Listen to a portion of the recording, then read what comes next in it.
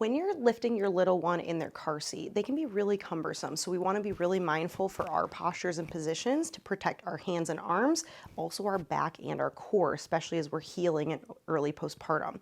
So when you're leaning over to get your little one, a nice way to do this is to get into a kneeling lunge position. That way you're nice and close to the baby's carrier. If you can then hook your arm underneath the carrier, so you're saving your wrist and hand, you're using your elbow and forearm, you can place your other hand on the crook of the carrier, get it in nice and snug and close to your body where it's the safest to lift from, and then you could even use this outside hand to push into your leg to stand up safely, bring the carrier in a little closer to your body, and then you can start transporting baby. When you're lifting a car seat, something that I'll often see done incorrectly is that we like to lift the baby's carrier all the way from the floor, and the carrier might be out in front of us quite a bit. This is a really easy way to hurt our low back. So when you're lifting baby, try to hesitate lifting from further out away from your body, and instead get as close as you can before you bring baby up into your body. When you're early in your healing after you're having your baby in your postpartum period, a lot of times just picking up the car seat in general can be really challenging. If you've had a cesarean, maybe even getting all the way down to the floor is pretty challenging.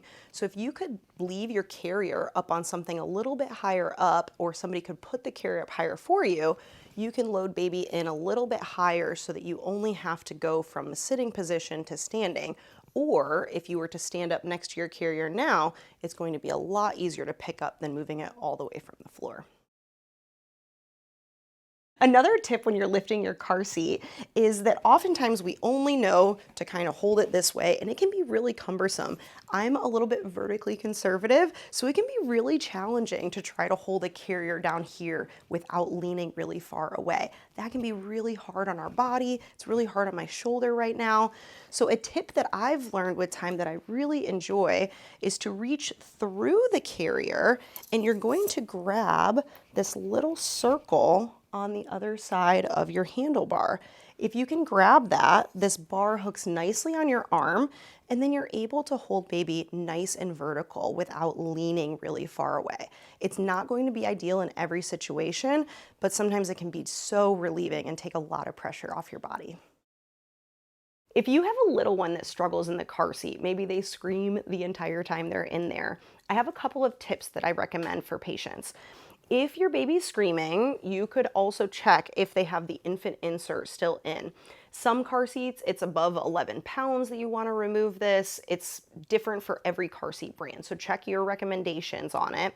But even though they're going to be really nice to stabilize baby's head, sometimes they put pressure right into their middle back, right where it causes a lot of irritation for these little ones. So you can check that out first.